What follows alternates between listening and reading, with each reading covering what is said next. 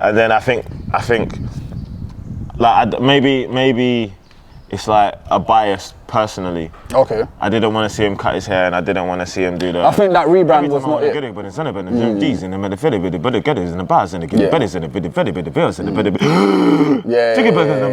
What? I'm done with it. He's spraying though. Nah. That's always been Buster for you know. Listen to what he said. That's Buster though. He said in every line he starts with, every time I gotta get it and I gotta get it and I'm about to do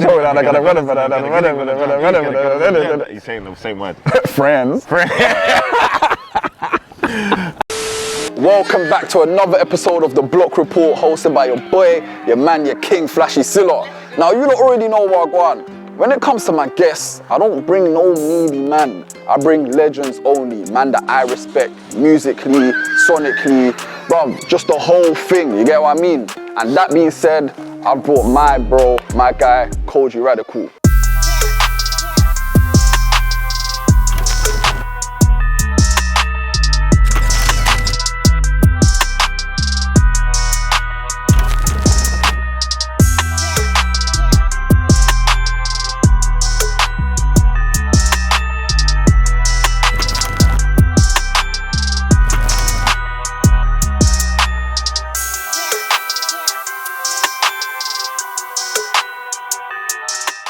All right, cool. So let's just get straight into it, yeah?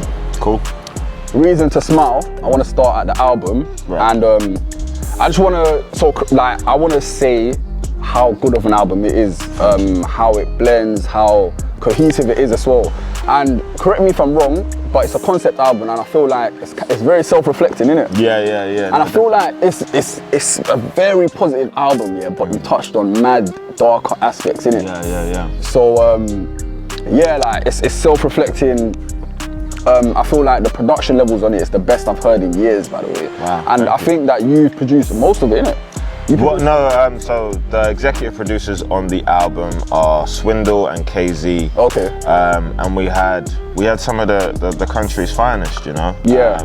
169 was there, Venna was there, yeah. Jay Weathers, Jay Prince, yeah. Cadenza, The Fanatics, okay. Emil, Mike Mufasa. Mike Mufasa, yeah, Mike Keys. I call him Mike Mufasa, but Mike Keys. You know, he knows what I call him. Mike and you know, Mufasa. Can I say something on that as well? Yeah, on the production specifically, and your lyrics and the context. I feel like it's a hip hop album predominantly, but it's also got soul in there. Yep. Funk, 80s funk. I feel like I think it's Together. Yeah. Together has got that bounce to it, that funkadelic flow. That funkadelic flow. Yeah. And do you know what's crazy? You mix both hip hop, funk, and soul together. But I heard a loud grime influence. It's weird. So were you raised on grime music? I was. I think the album in general is just a reclaiming of black music and black genres. You know. Yeah. I think, and I try to take that as far and as wide as possible. I mean, I was in the same playgrounds that everybody else was. Like, I think people think I must have moved here or something like that. No. But like, do you know what it is? I think it's the brand, innit? Yeah. It's probably the brand. Yeah. But you also grew up on the estate. Yeah. And Hoxton, do you know what I mean? Like, you grew up local, literally 10 minutes away from here. Yeah, not too and it's far. like, so what we seen, what we both seen is mutual. Yeah. Channel U. Boy, I was there. You know, I was thinking about the other day, I I hope Mr. Wong's okay. Mr. Wong, oh you my know, God. You just check in on people. Just yeah. Oh, I hope he's. I wanted to tweet. Remember Bear Man? I love Bear Man. yeah. I wonder if all these people are having a good day. Yeah. That's what I think sometimes. Now, I grew up on the same stuff. Like, yeah. Do you know what's funny about grime in the playground specifically? So I remember the break time would come and circles would appear in it, and in the circles, someone's got their phone out. These are like Sony Ericsson Walkman style kind of phones. It's a bit before my generation, but you know. Right. And like infrared is still the mode of transferring. Yeah. You have to put the two heads together, innit? You got to pump them shits together. And people would be rapping, bro, and I'd always be shook. I wasn't a rapper, bro. I had no intentions of ever becoming a rapper. You were spoken word? Even before that, I had no intentions of becoming a rapper. So what was the dream? I wanted to be a cartoonist. I wanted to draw cartoons. I wanted to animate and do things like that. Like I wanted. So you're into continue. I wanted to make something like the Boondocks. Okay. That would have been like my goal as a youth. Like I want to make a show as like culturally as relevant as the Boondocks, but for the UK as an animator. That's what my dream was, like genuinely speaking. Yeah. And I would say, okay, now that you're into anime, quickly, yeah, we're going slightly off track, but what's your top 3 and I'll give you my top 3. Samurai Champloo. Okay. Death Note. Okay. And for recency bias, I'm gonna say My Hero Academia. My Hero, come on man, you can name a bit more. I can name 5 more better than that though, innit? Maybe you can, but I'm not. Even talking about inspirations now, listening to the album, I want to say, I feel like your main inspirations, and correct me if I'm wrong, I'm gonna go through 4 man. Cool. Busta Rhymes. I heard a heavy Busta Rhymes influence. Okay. Gets. Yeah. I feel like Gets. It's weird, you know, but this one definitely like Q-Tip. I don't know what it is, but I think the kind of sonics about it. And I had one more. This is the one that I think is your major influence, and that's Andre 3K. What do you think? You got 2 out of 4. Alright, so who's that? You got Andre. Okay. He is the main. He's the North Star. Okay. And what was the second one you said? Second one I said was Gets. Yeah, Gets and Andre 3000. Okay. I think if there's a duality between, because I understand people say, oh, my sound might lean more towards like an American influence. I think that's literally, I would limit that to the South in the 90s. Okay, so you're talking more the Outkast, Goody Mob. Yeah. Yeah. If I got Scarface. Would you say that? I see you more like, if I was to reflect it to the coast in the US, I would say it's more East. Because you're spitting. No, but that you do melodize, but you spit. The spitting comes from the UK. Okay, so spraying. That's to me, that's like when I'm rapping. Okay. That's a UK energy for me. When I'm making a song, I try and break it down in the same way that Dungeon Family would have had months and months of experimentation of just being in that crib, do you know what I mean? Being without nothing and but then you've also that's where even the kind of Busta Rhymes reference came from, because Busta, he sprays, but he's also the hardest lyricist. He's top 5 for me, innit? But is he? Lyricist. I beg to differ. But we'll get there. Yeah. We'll get there. I would have, do you know why? Because I would have, if you limit that to Busta of an era, like if you say when he was running with Missy, with Tribe Called Quest, that early Busta, sick. Then you got solo Busta where it's theatrical Busta. Okay. That's hard. Do you know what I'm saying? And then I think like maybe it's like a bias personally. Okay. I didn't want to see him cut his hair, and I didn't want to see him do the. I think that rebrand was not it. But it's not about the G's and the gutters and the bars and the betters and the bills and the I'm done with it. He's spraying though. Nah. That's always been Busta for you know. Listen to what he said. That's Busta though. He said in every line he starts with, every time I gotta get it and I gotta get it and I gotta run it. He's saying the same word. Friends. You said something about you rapping and spraying, that's the influence from the UK. But the second half of Pusher Man, PWI, innit? Yeah, BWI. BWI, I feel like you're rapping, and that's more like poetry rap. Do you know what I mean? I'm gonna get onto a quote that I was thinking about that you had there, but that's where I don't hear the spraying part. That's where I hear like you rapping to man, like chatting to man.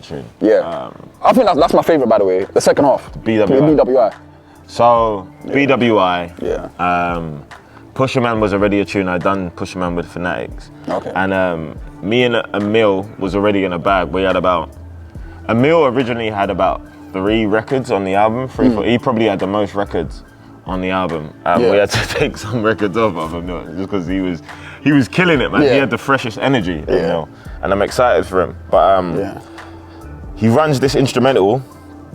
We're listening to him, we're like, oh, this is kind of cold. Yeah. And then Wretch was at my camp and he taps me and says, we're gonna go into the next room. So we're going to the next room and I have to write that whole song, BWI, in front of Wretch 32 bar checking me. Okay, cool. So if I said something that weren't it. Yeah, that's 1 point off.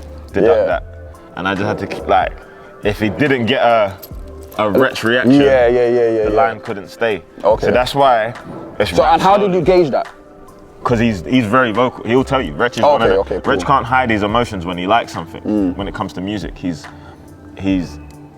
loves music. Yeah. Do you know what I'm saying? So if you say something cold, his first instinct is to say something back.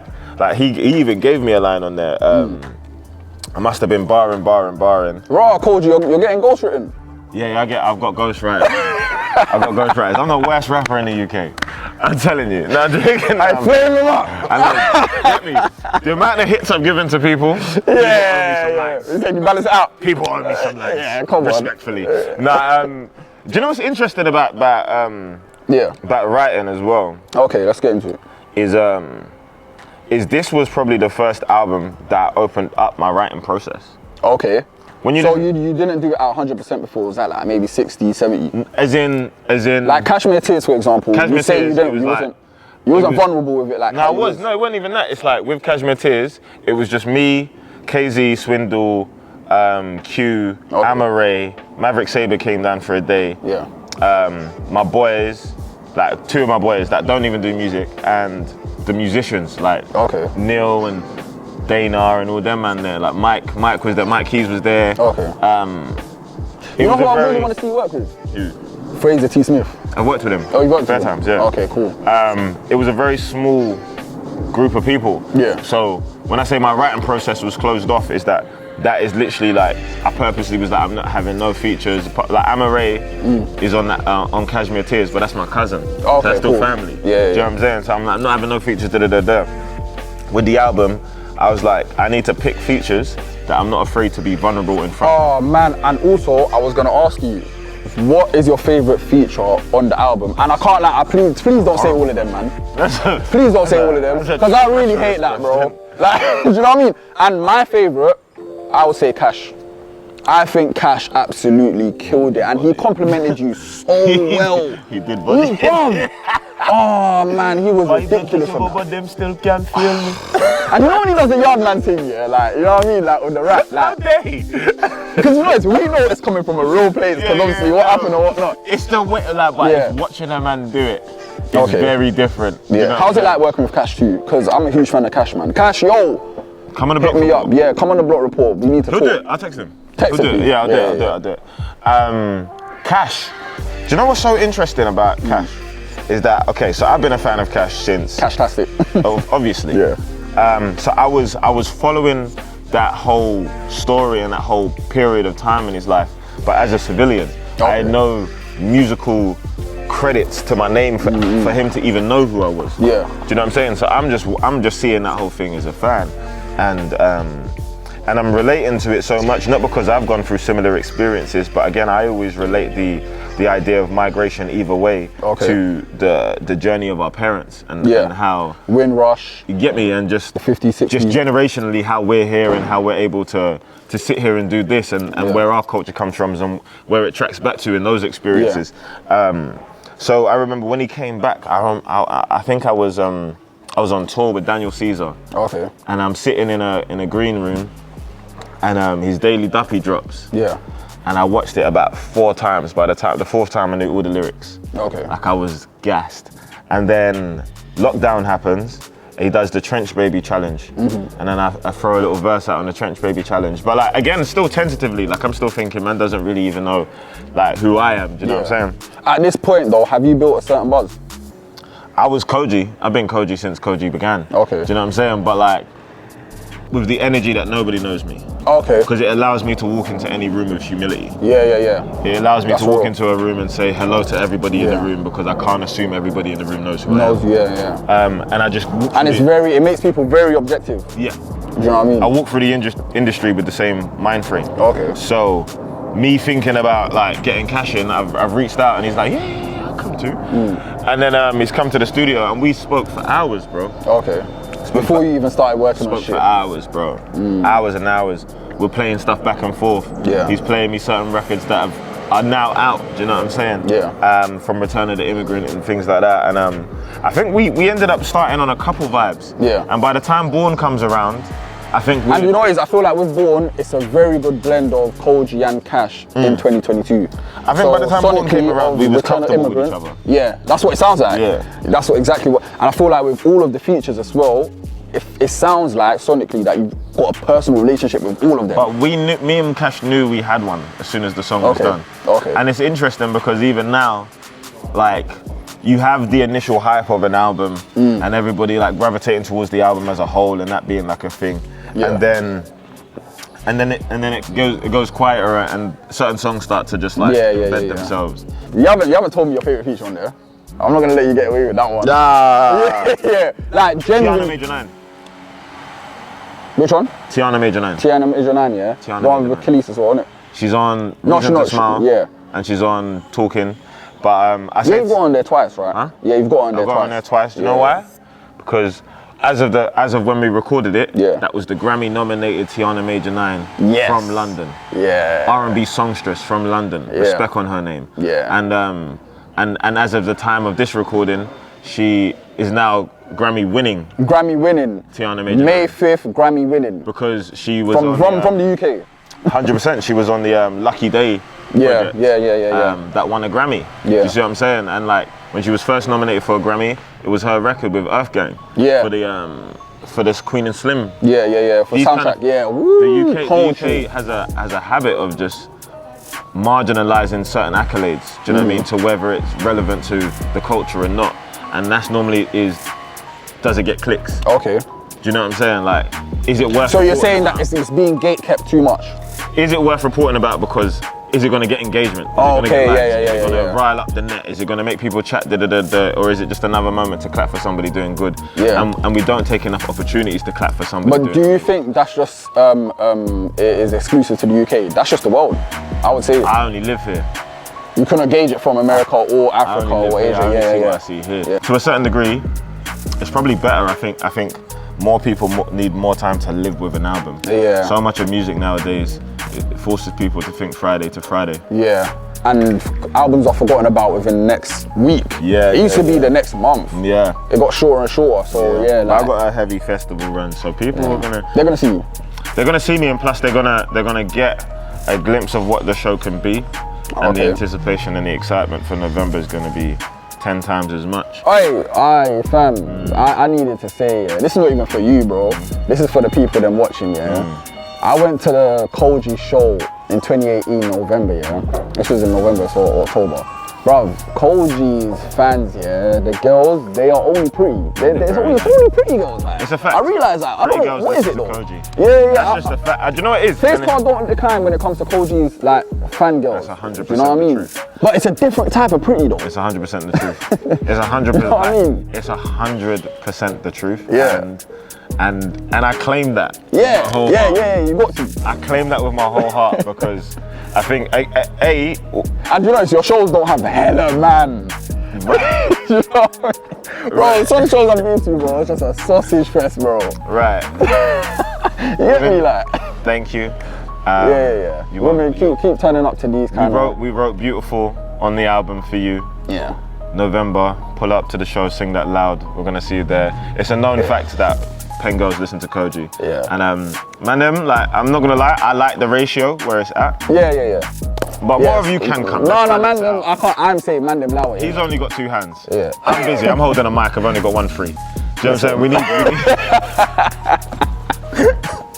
reality though, man. Hey, listen. We need to balance out the ratio. We need to keep it 70-30. It's about 70-30 right now, isn't it? And it's like 70-30 and like 69% of the 70 are leg. Yeah. No pun intended, fam, for real. But yeah, man. All right, cool. I want to get into some trivia, Okay. All right, cool. So, I did this with you at Wireless. Gone. Gone. Man loves trouble. I did this with you at Wireless, man. All right, cool. So, we're gonna start off light, innit? UK rap or Pete Grime? UK rap. Jordans or Yeezys? Jordans. But that's tough. Not really. Jordans is staple. Nah, it's tough. There is, because I'm a bit of a sneakerhead. I see what you got on. Don't watch that. Come on. Anyway. I saw it. But, the drip, man. Come on, man. They don't know, man. Well, they do know, but yeah, no. Triple H or Rey Mysterio? H. Mace or Cameron? Cameron. This one is quite straightforward, but Jay or Nas? Jay. Jay. I did. Do you know what I saw? Why though? Why? I saw a Vince Staples interview. Yeah. Oh, I think it was a Vince Staples conversation. Vince Staples. He has the best conversations. Yeah, he has the best takes ever. Like, and he said he goes. Where was I going to hear Illmatic at? Nigga, I was like 8. He was like, I was in 3rd grade when In the Club came out. Yeah. Where the fuck was I going to hear Illmatic at? Peak Weezy or Peak Future? Weezy. Mobb Deep or Outkast? Outkast. Black Hippie or ASAP Mob? In their peaks, early 2010s. Hippie. I like Ferg. I like Rocky. Yeah. I kind of like Nast. Lyrically speaking, Drake or J. Cole? And I think Cole. Nah, but that's not as easy. No, it's not as easy as you would say though. It's easy. It's not as easy as you would say. It's easy. It's easy. Cole. Well, yeah, we did see Cole spin Benny the Butcher, so. Whew. It's easy. It's like when some people say that Tupac ain't a lyricist necessarily. Said that? I've heard a lot of people say that, like. So who did they say is the lyricist? What, Biggie? Yeah, they'll say Biggie's the lyricist, but obviously I think Pac is a lyricist same way Drake is a mad lyricist, because they're the type to touch the soul. And they're very vulnerable with the way they speak. Like, you can be vulnerable in your raps by telling your story and putting out statements here and there, but they speak to what you go through. Do you know what I mean? Like, they're very personal when it comes to their shit. That's a hot take. In the comment section, decide if you agree with that. I disagree strongly, but... Really? Yeah, I know you do. Alright, and that's the Bench Talk episode done. Kojey, thank you for coming, broski. Alright, man, you guys already know what one. I'm gonna be dropping another episode real soon. 2 episodes every month, 2 special guests. Make sure you lot are following my TikTok so you can catch the hottest hot picks. Now let's go. Bow.